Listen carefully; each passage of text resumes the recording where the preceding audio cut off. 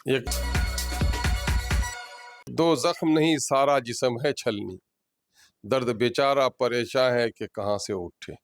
कैसे देख रहे हैं सरकार आंखें चौड़ा रही जनता के मसाइल से। 4 दिन का सत्र होने जा रहा है। नए मदरसा शिक्षकों को तनख्वाह मिल रही है, लॉ अंडर फेलियर है, कहाँ कहीं गोली चलती है, कहाँ इज्जत जाती है, माइनॉरिटी के लोग हर जगह खौफजदा होकर रह गए हैं।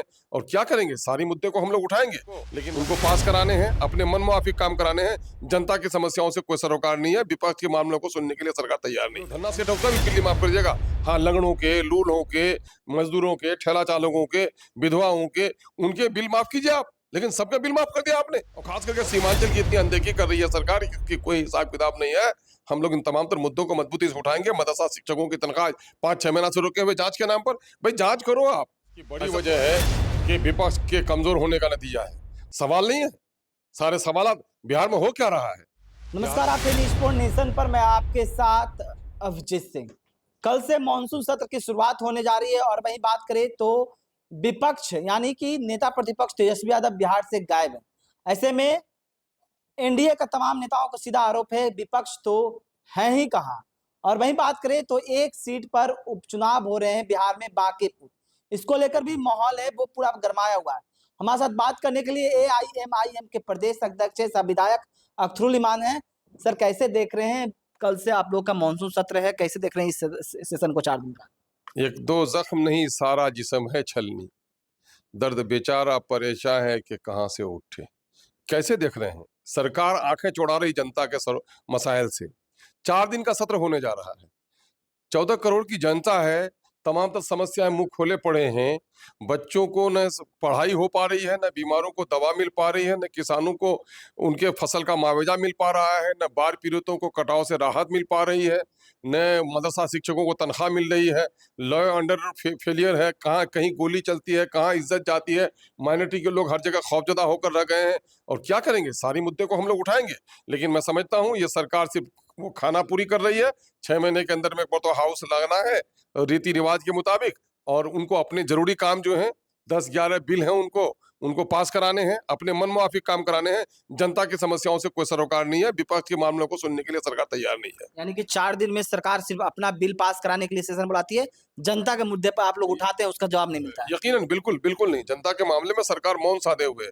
पूरे बिहार में यह सरकार बनाने के लिए इन लोगों ने धनराशि का, सरकार की सरकारी धनराशि जो विकास की राशि थी, जो सड़कों के निर्माण की राशि थी, जो गाँव को कटाने से बचाने वाली राशि थी, जो शिक्षकों की तनख्वाह थी, जो पेंशन के पैसे थे, सारे पैसे इसने लुटा दिए। मैं कह रहा हूँ ये पागलपन वाला आपने रिश्वत नहीं दिया सबके। आपने क्यों करेंगे, जो इनकम टैक्स पे करता है आपने उसको भी वो बिजली माफ कर दीजिएगा। जो लोग धन्ना सेठ है उसका भी बिल्ली माफ कर दीजिएगा। हाँ, लंगड़ों के, लूलों के, मजदूरों के, ठेला चालकों के, विधवाओं के, उनके बिल माफ कीजिए आप, लेकिन सबका बिल माफ कर दिया आपने। और उसका बोझ आज मोहल्ला है। हमारे क्षेत्र में भी वो हो रहा है। 50 सड़कें हैं, लोग आवाजाही के लिए वो रास्ता रुका हुआ है ना। बीमार पड़ता है, एम्बुलेंस नहीं आ पाता है, नदी का कटाव हो रहा है, और घर नहीं बच रहा है, लोग डूब के मर रहे हैं। आपदा की इस घड़ी में सरकार कश्ती नहीं दे पा रही है, पुल तो नहीं बना पाई, कम से कम नाव तो दे देती ना। नाव भी नहीं दे पा रही है सरकार, क्या मुंह बजाएगी है सरकार। और खास करके सीमांचल की इतनी अनदेखी कर रही है सरकार कि कोई हिसाब किताब नहीं है। हम लोग इन तमाम तर मुद्दों को मजबूती से उठाएंगे। मदरसा शिक्षकों की तनख्वाह 5-6 महीना से रुके हुए जांच के नाम पर, भाई जांच करो आप। ऐसा थोड़े है कि आप तनख्वाह रोक के जांच कीजिएगा। सवाल ये पैदा होता है, उनका जो बेसिक नीड है उनके घर का चूल्हा कैसे चलेगा। मदरसा में टीचर होते हैं गरीब लोग, अब गरीब लोगों के चूल्हा कैसे जलेंगे वो, अब भूखा पेट भजन कहाँ से होए। मामला ये है कि इफरा तफरी है, लगता है कि माइनॉरिटी के लोगों को पढ़ने नहीं देना है। सर, बांकीपुर विधानसभा में उपचुनाव हो रहे हैं लेकिन विपक्ष के नेता गायब हैं, तो ऐसे में कह रहे हैं विपक्ष है कि कहाँ? विपक्ष को कोई सवाल कहाँ है विपक्ष के पास? ये सब सत्ता पक्ष के तमाम लोग कर रहे हैं। नहीं, सवालात तो विपक्ष के पास बहुत हैं, बल्कि मौजूदा जो बिहार सरकार बेलगाम हुई है उसकी बड़ी वजह है कि विपक्ष के कमजोर होने का नतीजा है, सवाल नहीं है। सारे सवालात बिहार में हो क्या रहा है। बिहार में सिर्फ तमाशागिरी के क्या हो रहा है, बिहार में कुछ हो रहा है क्या। पढ़ाई गायब है, स्कूलों का रंग बदल रहे हैं। रंग बदलने से, नाम बदलने से, भिखारी का नाम रख दीजिएगा आप धनीलाल तो वो बदल जाएगा वो।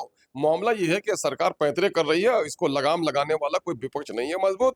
यही वजह है कि एमआईएम को विपक्ष की भूमिका निभानी पड़ रही है, और मजबूती साथ अब की सदन में भी निभाएंगे। लेकिन यहाँ पर जिस तरह से आपने कहा कि बिहार में लॉ एंड ऑर्डर बिगड़ा हुआ है, लेकिन मुख्यमंत्री जो बिहार के हैं वो कहते हैं कि अपराधियों को नेपाल भागना पड़ेगा, इस तरह की खुले चुनौती देते अब हैं। भागना पड़ेगा तो भविष्य की बात कर रहे हैं ना, वो ये नहीं कर पा रहे कि नेपाल भगा दिया, ये बात नहीं कर पा रहे। भविष्य मौके जब कब करेंगे, भविष्य का कोई वो इंतहा होता है, वो कहेंगे वो। काउंटर तो हो रही है ना बिहार में, हाफ इनकाउंटर किए जा रहे हैं। अब वो काउंटर कर रहे हैं नहीं कर रहे हैं, अदालत का काम पुलिस को नहीं करना चाहिए, पुलिस का काम अदालत को नहीं करना चाहिए। लॉ एंड ऑर्डर को मेंटेन करना चाहिए, लेकिन लॉ एंड ऑर्डर बिल्कुल फेल है यहाँ पर।